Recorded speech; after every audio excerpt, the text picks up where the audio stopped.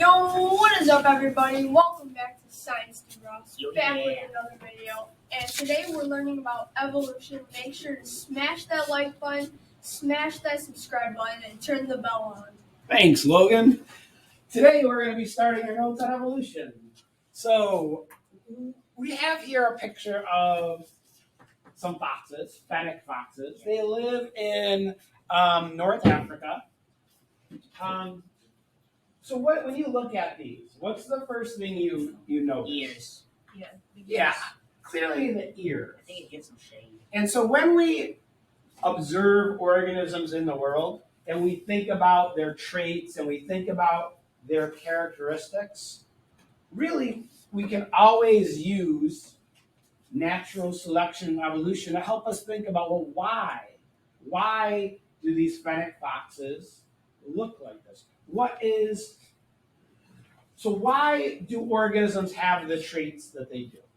Well, if it was me, I'd say the ears are used to for shade. So the traits of an organism, however, if you just before we get to the specifics, the fennec foxes is they must offer some kind of advantage. Basically, all traits are selected for, as we're going to talk about, by natural selection, by evolution. So you can look at it and say, okay, well, why do they look like that? Does anyone have an idea? Can we propose a hypothesis? Why do fennec foxes have those giant ears? What was yours, Luke? Go ahead and share. Well, they live in North Africa's kind of a deserty place, right? It is. Well, there's it's high, and well, I was thinking maybe their ears give them kind of a shade or help them hear and stuff. Okay. Chelsea, what were you gonna say? They help listen out for prey. Okay, listening for predators. Luke mentioned shade. Are there other ideas you could think about that ears would be helpful for like that? Flies. Maybe. Is there a point when their ears, having large ears like that, could be a disadvantage?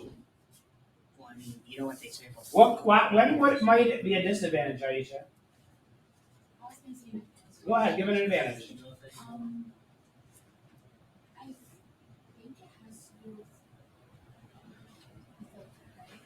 Right.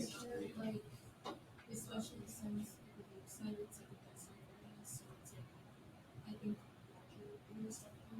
You mean finding prey or avoiding being eaten? finding Okay, finding prey. I think Luke was talking more about Chelsea was talking about avoiding predators. Maybe it could allow finding prey easier. There's lots of possible ideas. And really, as we look at any living organism, we can sort of always think about this. Like, how was that selected for? How is it an advantage? And natural selection and evolution are what help us explain this. So let's talk about some basics. And you told us, what is evolution as a definition? Somebody said it earlier. It's going to be our exact definition that we use.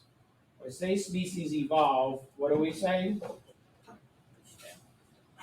What's that? Yeah. Okay.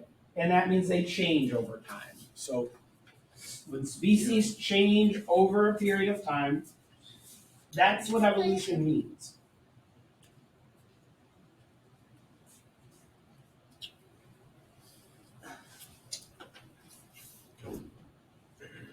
Now, there's an important concept as that students often, people in general, not just students, get confused about. If I see a squirrel, a single individual squirrel out here, can that squirrel evolve No. and adapt? Probably after millions of years. That squirrel's going to be alive? Well, no, its ancestors will. Okay, so can that individual squirrel adapt? No. It has certain traits it's born with that are in its genes, and it's going to live or die with them.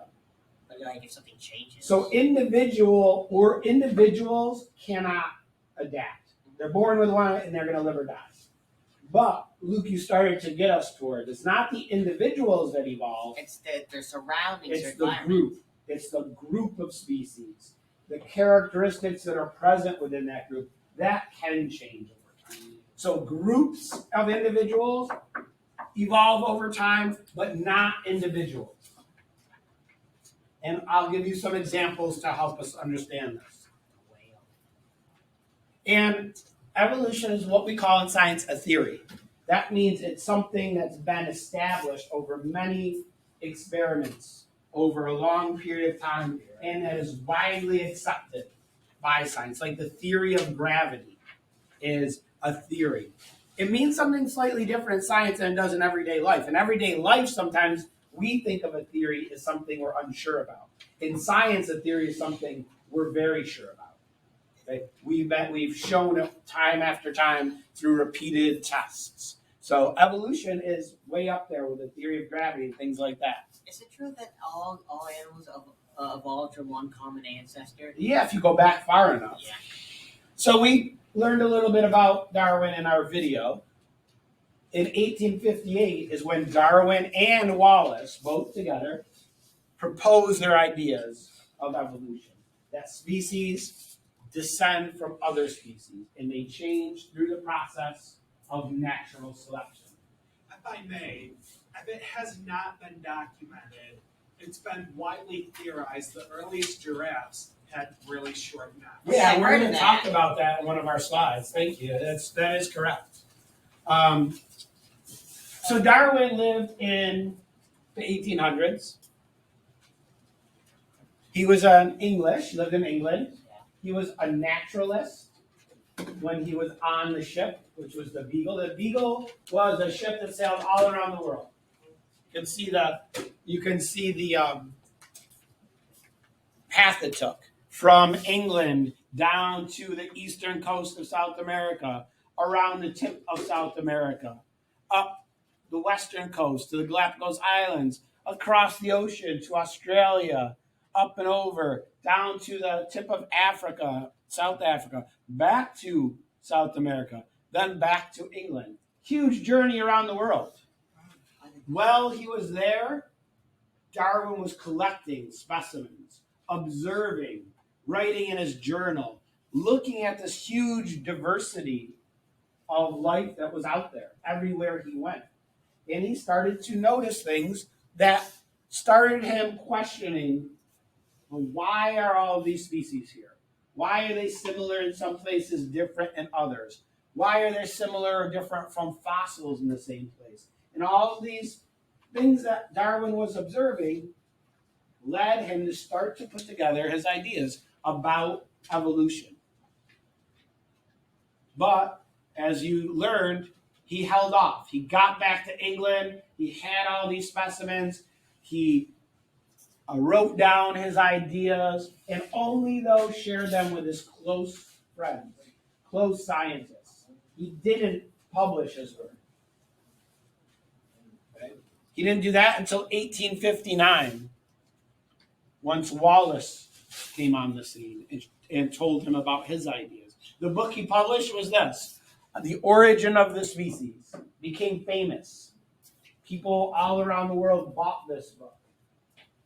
But as he thought, it was controversial because it contradicted what a lot of people at the time thought, that God created the species, they never changed. Darwin said they do change. The species we have today have not always been on the earth forever. They've changed over time. And so Darwin's theory of how this happens is called natural selection. We'll be talking a lot about that. And I know you have some knowledge about that already because you mentioned it earlier today. Natural selection tells us, well, how do these species change? What's going on? And we'll talk about the details of that.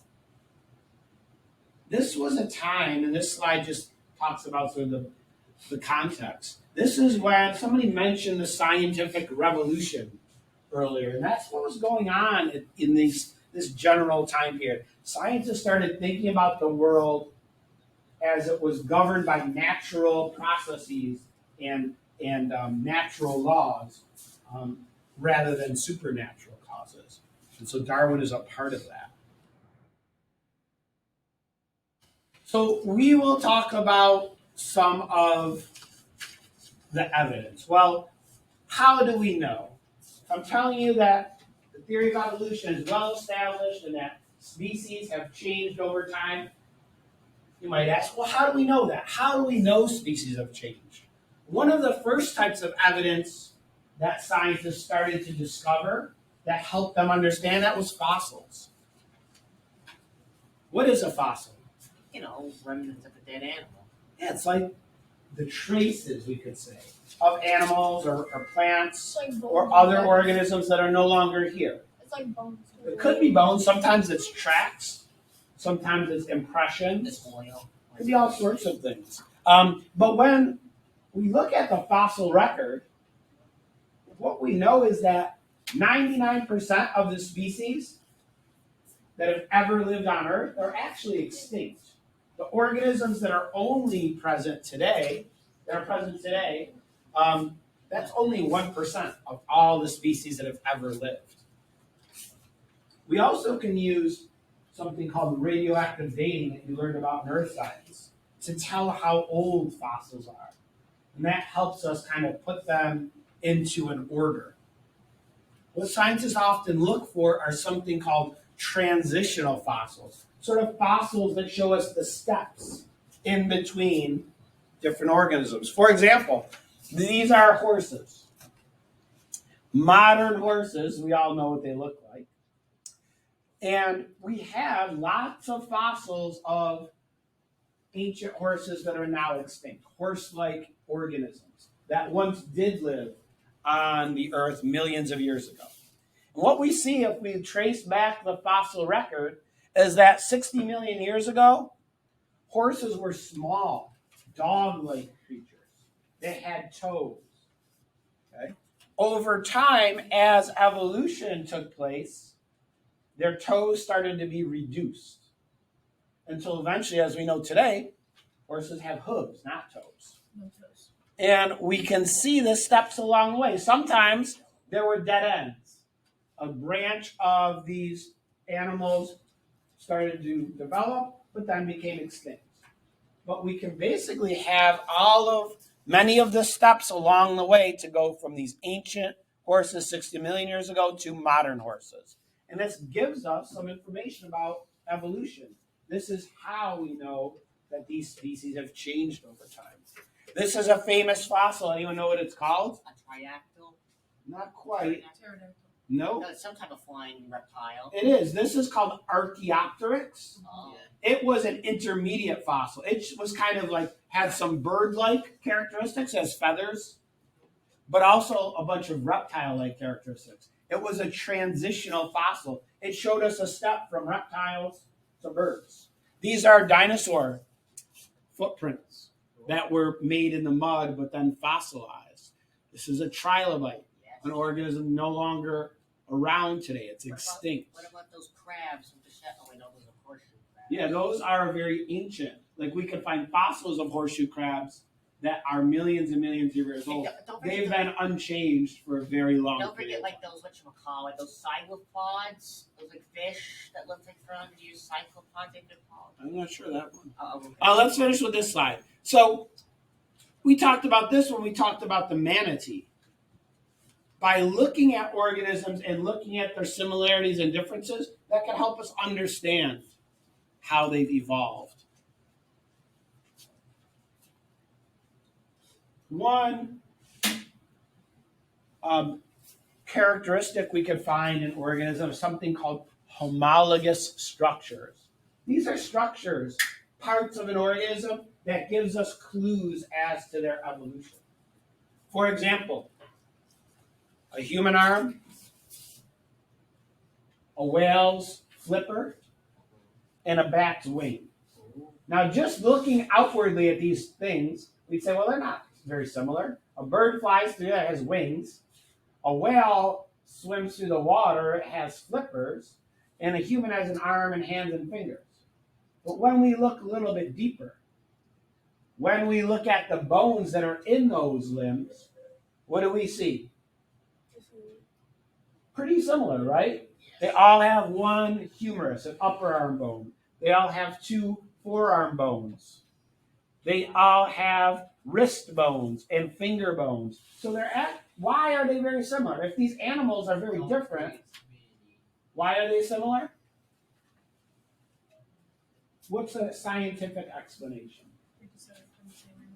Yeah, that they, somewhere in their evolutionary past, evolved, and the word we use is from a common ancestor. At some point in the past, all these species branched off.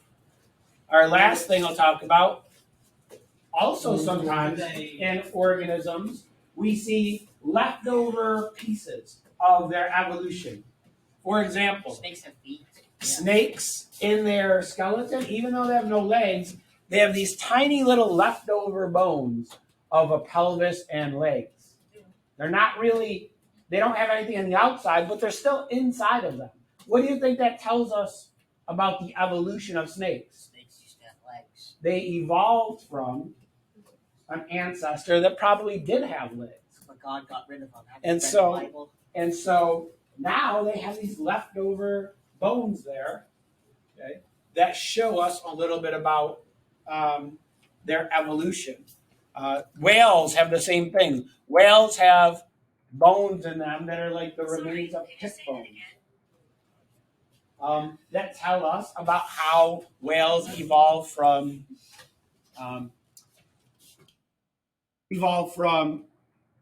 other types of mammals that had 4 limbs. I guess we'll stop there since we're running out of time.